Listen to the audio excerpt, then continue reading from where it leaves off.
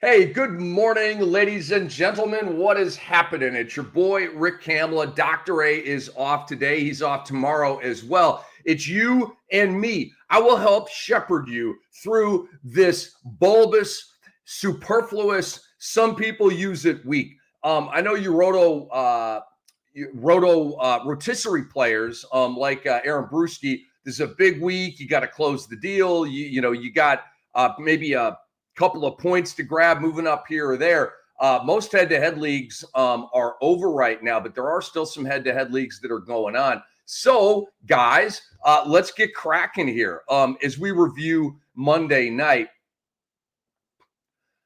Obviously, the national championship game happened. The young fella from Houston dribbles the ball off of his leg and then gets, the thing where you go up and you want to avoid the travel. And so you do that. I mean, wow, that was tough. My guy, Kelvin Sampson, did not get his first national championship, and that absolutely sucks. But I don't even know the young fella's name, man. I was watching the game and, that's tough stuff, man. That's tough stuff. I hope people aren't just drilling that young fella right now because he had a tough ending to the game. But guys, so there were two NBA games played last night. We had the Sacramento Kings going and the Philadelphia 76ers going and a couple of games here. So let's get into some must-add players. I want to start with Adem Bona here. 16 points, 11 rebounds, 3 blocks, 1 steal, 7 of 11. Just keeps humming right along. Adem Bona might have value going into next year because with Joel Embiid going under the knife, I mean, gosh only knows when he's going to be coming back, right? Adem Bona may be the Sixers starting center with Paul George, with Maxey, with Oubre, with like the regular guys as they start next season. Just saying, man. If you're in a dynasty league, definitely hold on to Bona. He obviously has been a league winner for you. He's a silly season hero. All of that stuff is true, but don't just cut bait and assume that Embiid will be back. I think he's going to have some value heading into next year. Lonnie Walker, guys, is somebody you need to look at here. Now, the teams that played last night are only going to have 3 games the rest of the week. So, hopefully you were listening to me and Aaron Brewski yesterday, getting you ready for the Monday night slate, and you were able to plug some of these guys in, take advantage of that Monday game, then have 3 more games remaining. But Lonnie Walker last night, 29 points, 6 threes, couple of assists, no defensive stats. But he started last night with Butler. I'm not sure they've operated that way yet. And, statistically, it was a good look for Lonnie Walker. It really did not benefit Jared Butler. But Lonnie Walker, look, this is a big week for him. He's trying to leave a good taste in the mouths of his current employers and maybe somebody else. Remember, this guy was out of the league, okay? And Philadelphia rescued him. He's on borrowed time here, just auditioning for the rest of the league. So he's going to be bringing it here in the championship week for fantasy basketball. Khalil Ware went off last night without Bam Adebayo. Is this dude's future bright or what? Think about Khalil Ware this year. I mean, and last night, 19 points, 17 rebounds, 2 assists, 1 block, 1 steal. So that's just a fabulous stat line from Khalil Ware. He is the Heat's center of the present and future. The numbers are only going to get better as he matures and ascends and develops. It's exciting, man. It's exciting. If you took Khalil Ware in a dynasty draft and you've been getting, the moderate goodies this year, buckle up. It's going to be a very fun ride with him. I presume that Bam Adebayo was rested last night. It may be an injury, but we'll see. We're kind of in that zone where teams are, especially for a Miami team that's going to be in the play-in tournament next week and not getting that 5 days, Monday through Friday, off in advance of the playoffs after the regular season. Here we go back to Pelle Larsson. Pelle Larsson had a couple of tough games, guys. Pelle Larsson is out there to play defense, and scoring is kind of like gravy or luxury from him. Last night, 12 points, 3 rebounds, 2 assists, 3 steals, and a couple of threes. when he's getting the minutes, I mean, he's a goody guy. He does get defensive stats. He's a good defensive player. And he had a nice line last night. It's tough. Is he a must-add player? He's not. He is a streamer for me on an odd night where you need to plug guys in. I mean, last night would have been a perfect night to play Pell Larson and get, 3 steals and a couple of trays. Staying in that Miami game, talking about the waiver wire here, some must-add players for you. Larson, not one of them. Davion Mitchell, though, is. Did it again last night. Another just solid cruise control line. And I don't mean cruise control in a bad way. The guy's just kind of stuck on automatic of having just pretty good stat lines here. 12 points, 4 rebounds, 9 assists, 1 block, 1 steal, and did not make a 3-ball last night. But playing great, playing starters minutes, a guy you should look at. If you're like, man, I need some assists, I'm a little light. Maybe you've got a guy on the shelf, a dime guy on the shelf, and you need to pick somebody up. Davion Mitchell's a good pickup for you right now if you need those dimes. I want you to just keep your eye on Duncan Robinson. You don't have to go pick him up right now, but 21 points, 5 3-balls. Keep him in mind. Me and Doc will be reminding you, and I'll be bringing him up as streamers when we do our preview shows for the night ahead. So just want to say that Duncan Robinson, you don't have to run out there and grab him right now, especially with Miami not playing on Tuesday. But just keep your eye on him. He's been ascending, and he's back in the rotation, making threes. I mean, 5 bombs, 21 points, pretty darn good. And then one more guy, Keon Ellis. And coming off of last night's game, it might be a little bit ironic to hear your boy Cam talking about Keon Ellis. He had 2 points last night, 6 rebounds, no assists, no blocks, 3 steals, and no threes. Dreadful. I mean, the 3 steals redeems it somewhat. 2 points? Oh, here we go again with that. But Malik Monk picked up an injury last night, guys. And so Keon Ellis was already starting over him, already playing big minutes. Monk languishing on the bench, not playing well, maybe sulking, maybe pouting. But the point is, Monk is maybe out of the picture right now, and Keon Ellis is going to have better days than the 2-point effort last night. So Keon Ellis is a guy that you really got to look at now. Fully green lit. You don't have to worry about the Monk thing. I mean, I'm not saying Monk will never play again, but it doesn't look good after the injury that he picked up last night. All right, so let's move on here. It is Rick Kamla solo style. We will get Dr. A back with us on Thursday morning. And so we're hanging out here, man. The Fantasy NBA today. I want to remind you to download the Sports Ethos app. It helped me win championships. It's helping Brew win championships. It's helping Doc win championships. It's helping you win championships. Everything's there on your left thumb at the Sports Ethos app. Go to your favorite app store and download it. We get the blurbs that you need, NBA, MLB, and NFL as well. Very, very comprehensive and in your eye. Drops. I talked about this yesterday with Aaron Brewski. Trey Lyles. It doesn't work out. Okay, maybe it's not him, it's me. I don't know. But last night, 7 points, 6 rebounds, 1 assist, 1 block, 3 threes. Not the worst line of all time. He had a block and 3 threes. But the 7 points, it just, I always feel like I'm let down. Ooh, it's Trey Lyles. He's going to start. He's getting big minutes. This is why he's a bench player. This is why, and I didn't really, rock with him heading into the game. Me and Brew were talking about this a little bit on Monday. It just cut him. I mean, Keegan Murray may come back in the next game, and then it's all over with. But even getting these minutes, he'll have a pop game. He'll have there's Trey Lyles, 18 points, 4 or 5 threes, and then he'll go back to single-digit games, right?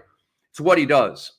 He just gets overextended as a starter. So I say you drop him. I would. It's not.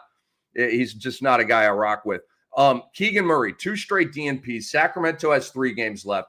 If you're in a man games crunch, you got to do what you got to do right now. We don't know if he's coming back. Sacramento's going to be in the play-in tournament, so they may be looking to get him right for that, which starts next Tuesday. So they're going to be cautious with him.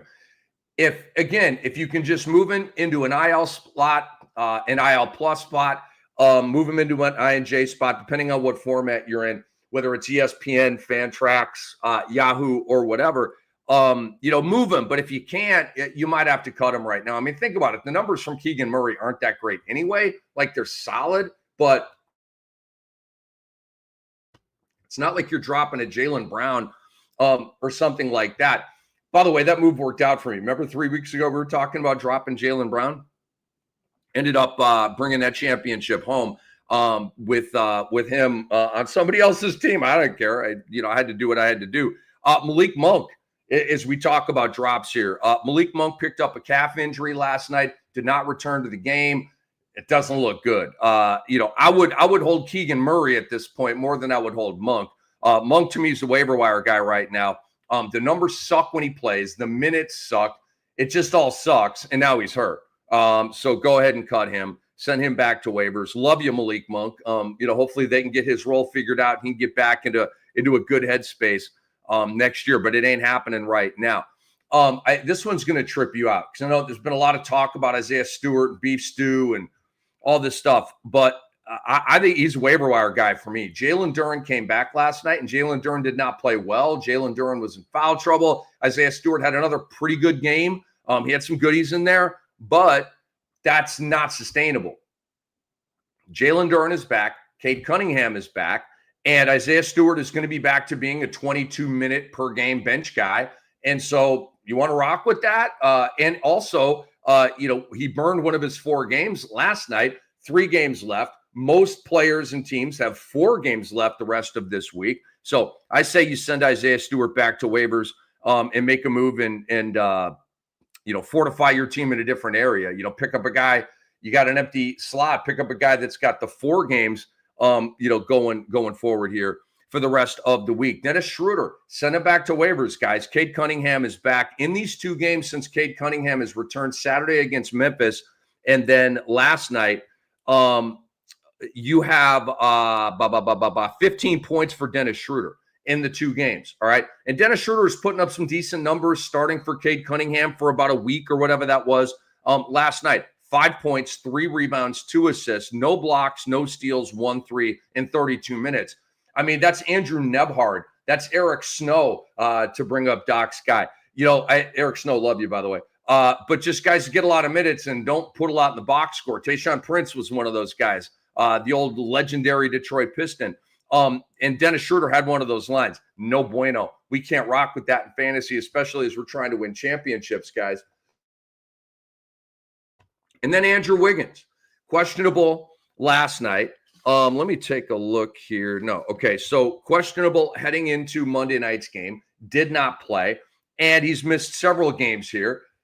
You got to cut him. You got to do what you got to do. I mean, move him to INJ if you can, move him to IL plus if you can, but you got to do what you got to do with Andrew Wiggins right now. I mean, when he plays for Miami, the guy's putting up good numbers. I mean, we're talking about, it seems like he hits 20 every night, but gosh only knows when he's coming back. Risers after last night. As we bring you the Fantasy NBA today, we are reacting to a light 2-game night in the NBA. And I still can't believe Houston lost that game. They're like a 13-point lead. My guy Kelvin Sampson is going to win his chip. And the kid, I mean, the dude goes up, catches himself in a travel, drops the ball, and then it's just loose at midcourt. 3, 2, 1, 1 possession game, national championship on the line. That was insane. And then Florida players are diving for the ball and stuff, and then it's over. That was an insane ending, man. An insane ending. You would never get that in the NBA. That's a college ending, right? Where you get, amateur players, they're not complete, they're works in progress. In terms of the development, stuff like that, man, that kid made just a huge couple of blunders late in that game. Cost him my guy, Kelvin Sampson. I mean, who knows if he'll ever, look, Houston's really good under his watch and all that kind of stuff, but dang, you were in the natty. You had a possession to win the game. You couldn't get it done. That stings, man. It stings. Cade Cunningham is rising just at the perfect time. By the way, I wish Doc was here to hear this. I told y'all I was going to pick up a couple of jerseys, right? I live in Florida, wear jerseys a lot, sun, all that. And so I like to get jerseys to commemorate championships. So picked up a couple of jerseys yesterday. I got a Cade Cunningham jersey, got an Evan Mobley jersey. There were my first two picks on my team in the Cam Dynasty, which has won back-to-back. You can see the trophy right over there. Oh my gosh, I suck at this. Okay. No more directional with the opposites. You can see the trophy right back there. That's the Cam Dynasty trophy. Shout out to Ken Kreitz, the first champion of the Cam Dynasty, for buying that. And it's a traveling trophy right now. And I did not want to give that up. I did not. And I don't have to. I will have that for at least another year. Cade Cunningham helped me. Okay. He was missing these games. Came back on Saturday, had a big scoring game. It wasn't efficient, but it was so good to have Cade Cunningham back. I mean, I had to drop somebody. I forget who it was. I was like, it brought me great pleasure to drop that player and put Cade Cunningham back in my lineup. Cam Dynasty has been going on for 3 years. Year one, Cade Cunningham didn't play. Year two, he played, I won. Year three, he played, I won. He's integral to my team. He's integral to your team. And last night, 35 points, 5 assists, 2 steals, and made 13 of 21 shots, which was a nice uptick off of the 9 of 25 that he shot on Saturday in his return against Memphis. But he's cooking. Basically, I think what do you have, 25 against Memphis? But he's right at about 30 points a game in these 2 games since he's come back. Guys, DeMar DeRozan is sizzling right now. Long been one of my favorite players for how clutch, durable, consistent, available, just a class act and a professional, old school 80s, 90s style bucket getter. Love me some DeMar DeRozan. 37 points last night. Over the last 5 games, he's gone 37, 28, 22, 29, 31. I mean, just killing it every single night. And Monk's out of the picture now. And Levine and DeRozan are flexing big time. I'll get to Zach Levine in a minute because I guess I forgot to do the Magic Man that we usually do at the top of the show. I'll get to that in just a second here. DeMar DeRozan absolutely shredding right now. So is Detroit Pistons forward Ausar Thompson, 15, 4, and 5, 1 block, 3 steals, 1 3 last night, 29 minutes played. Over the last 2 weeks, Ausar Thompson, the brother of Amen, last 2 weeks, 15, 7, and 3, 1.6 blocks, 2 steals. He's 35th overall in 9-cat leagues. And I got those rankings off of Yahoo. 35th. Wow. That's a killer stat line. Had another one last night. Tobias Harris did not play last night. And with him out, Ausar Thompson's really stepped up his game. So has Tim Hardaway Jr., by the way. He is, man, is he weird. Wow. It's been an adventure. I mean, usually he's been at about 13 points and 3 threes. Okay. This year it went down to like 10 points and 2 threes. Waiver wire garbage, right? But over the last 2 weeks, he's at 19.7 points, 3.7 threes. I played against Tim Hardaway Jr. last week. Paul Charchi and Randy Shaver, they were in the championship game of the Cam Dynasty. And Tim Hardaway was a pain in my ass, okay? Putting up, every time I looked at Tim Hart, another 3, it just like pinball machine with the scoring. And I ended up winning points, but I did not win threes. And I usually do win threes, and it's a huge category for me, a point of pride almost. And kind of ticked me off that I didn't win threes, but I played against a team that's really loaded up in that category, and they had Tim Hardaway Jr. And so I had to deal with that, but we overcame it. But capitalize on Tim Hardaway Jr. He is a riser right now. Detroit's next game, I don't know, maybe, going into Wednesday after a couple of days work here in your championship head-to-head matchup, you're down 7 threes or something, right? And you're like, I'm still in it, but I'm down a little bit, right? Tim Hardaway Jr. would be a good guy to pick up. Duncan Robinson would be a good guy to pick up to just give me some threes, right? You want that guy that's going to hit 4 threes? Both those, Tim Hardaway Jr. is cooking at 4 threes a game basically over the last 2 weeks. All right, let me give you the Magic Man, kind of all out of order here, but whatever. Doc usually keeps me locked in with that, and he's not here right now. But my magic man is Zach LaVine, and I got to sing a little song about Zach LaVine and bust my own stone. A host busting his own stones. Yes, it's true, and yes, it can happen. So with Brew yesterday, I went under on the point prop for Zach LaVine at 20.5. Nope, that was not a good idea. Not at all. Zach LaVine went off for 43 points. I'm big on fading after the act of God game, the explosion game, the ultra pop game. And Zach LaVine had that game, 37. And look, I'm a big Zach LaVine fan. The guy is a terrific player. Can he not have two sizzling hot games back to back? Yeah, he can. Usually that's not how it goes.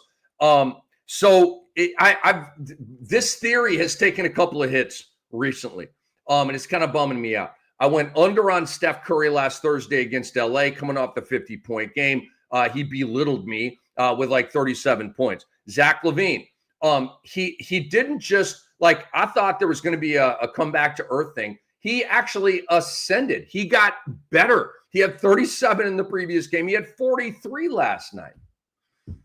Oh, I'm not rethinking everything. I'm not going Costanza where I start doing the opposite. It ain't like that. To me, these are a couple of phenomenal players that are in a groove, and I picked the wrong pop games to fade after, right? So, I'm going to be consistent with this as we move through the playoffs, and we give you betting advice in the playoffs. In game 2, a guy will have 44 points coming out of game 3, going into game 3. I'm going to be probably talking about going under on the point prop on that guy. Okay. I am not, this angle has been very lucrative this year. Had a couple of, I guess, stub toes, or you hit your shin on the coffee table with Zach and with Steph. The Steph thing, like it's a lesson learned, right? Like with a GOAT like that. Yeah, like let's not do the fade off of the pop game. Zach LaVine is, I still feel like he's in that tier of a player where I can't anticipate that drop off, but it didn't happen last night. 43 points. He and DeMar DeRozan combined to make 30 field goals on 54 shots. It was fun, man. Those guys were just putting buckets in there. And Zach LaVine killing it right now. I mean, guys, this is fun, right? You got him late in drafts. We talked about this in the pre-draft,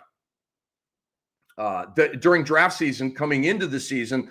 I loved Zach LaVine. I thought he was going to have an FU year with Chicago and all that kind of stuff. Got traded to Sacramento, and that sort of revived him and extended and kept any kind of shutdowns away. And now he's doing what he's doing. Shout out to Zach LaVine, man. He's been healthy this year. He's been killing it. He's got his reputation back. I'm excited for him, man. I am, even though I did not hit the point under on him last night. And the good news is, guys, you have 3 more games from Zach LaVine this week. Malik Monk picked up a calf injury last night, so Zach LaVine looks really good to go for a lot more big games right here. You might want to flip this moving forward, because Zach LaVine is on an epic heater right now. And so, sometimes you got to ride the hot hand, right? 20.5 was his point prop heading into last night's game. And I didn't like that number, right? I'm going under on 20.5 with Zach LaVine. Like, what is wrong with me? Apparently a lot yesterday, but 20.5. So let's say, after 80 points in his last 2 games, it ticks up to 21.5. That's still probably going to be an attractive overplay. So as we move ahead to Sacramento's next game, maybe I'll be on that. You will find out. Stay tuned. I am Rick Kamla. We are the Fantasy NBA today. Dr. A is off today. We will get him back on Thursday. Some fallers after the 2-game action on Monday night. Jared Butler. Jared Butler has us on quite the yo-yo right now, guys and girls. 8 points, 3 rebounds, 4 assists last night, 4 steals, no threes, 25 minutes played. Not what we're looking for, bro. Again, the 4 steals, pretty good. Everything else is dreadful. Not what we're looking for. The 25 minutes, not what we're looking for. You had a couple of guys, Hood Schifino played 20 minutes and all this kind of stuff, and they're kind of tugging at the playing time of Jared Butler right now. I'm losing trust in Jared Butler. It's not all gone, but I'm losing trust. And we had a game last night. There's 3 games left for Jared Butler versus 4 games for most other guys. Like, I'd rather have a KJ Simpson right now. I'd rather have a Bub Carrington right now than Jared Butler. It's the games played, and it's also this sort of minutes. I mean, the minutes 25, 32, 31, 24, 27. The points for Jared Butler have gone 8, 16, 14, 5, 15. The steals have been great. 9 steals over the last 5 games. The assists have been 4, 8, 4, 7, 6. It's decent. And he's got 8 threes over the last 5 games.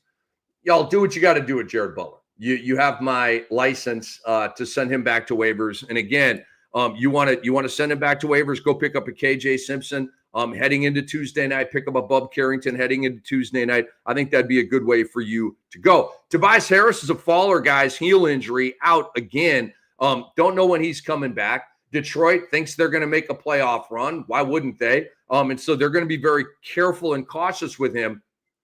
Tim Hardaway Jr. and Oscar Thompson are the big winners from Tobias Harris being out. Justin Edwards is of the Sixers, is a faller, if not just a drop. What's the note here? He missed Monday night's game with ribs, and they may be like, all right, we've seen what we need to see from Justin Edwards. He looks like a nice rotational, backup type of forward for us heading into next year, and let's shut him down. He may have played his last ball. Ribs, okay, is that cartilage? Is that, I don't know what that is, but again, it's not like one of the illness or a garden variety thing. Maybe it's kind of a little dicey rib injury he's got right there. But that, and his numbers have been going boo and just falling off the table. I think the dude's out of gas, actually. And so you can send him back to waivers, in my opinion.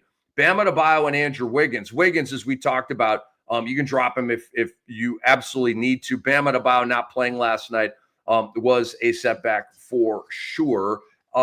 So, guys, that is the recap of Monday.